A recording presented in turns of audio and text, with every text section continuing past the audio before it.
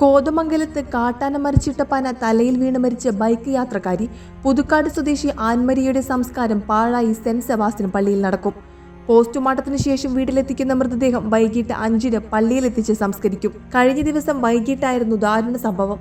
പാലക്കാട് കഞ്ചിക്കോട് താമസിക്കുന്ന പുതുക്കാട് സ്വദേശി വിൽസെന്റും Kanjikode government higher secondary സ്കൂളിലെ അധ്യാപികയായ ജീനയുടെയും മകളായ 21 വയസ്സുള്ള ആൻമരിയാണ് മരിച്ചത്. കൂടെയുണ്ടായിരുന്ന കോതമംഗലം സ്വദേശി അൽത്താഫിന് അപകടത്തിൽ ഗുരുതര പരിക്കേറ്റിരുന്നു. കോതമംഗലം മാർ അത്തനേഷ്യസ് എഞ്ചിനീയറിംഗ് കോളേജിലെ 3-ാം വർഷ ഇലക്ട്രിക്കൽ ആൻഡ് ഇലക്ട്രോണിക്സ് വിദ്യാർത്ഥിനിയാണ് ആൻമരിയ. കട്ടപ്പനയിൽ നിന്ന് കോതമംഗലത്തേക്ക് ബൈക്കിൽ വരുന്നതിനിടെയായിരുന്നു അപകടം.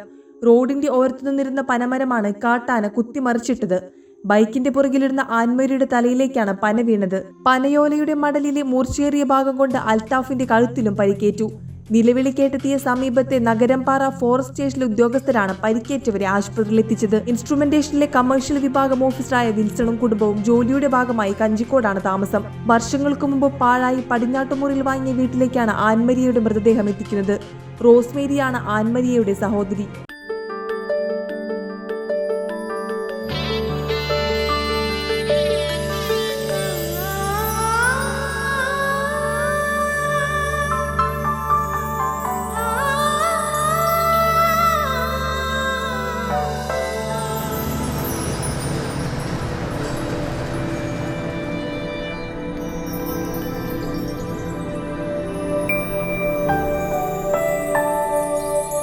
നിങ്ങളുടെ അധ്വാനത്തിന് സത്യമുണ്ട്.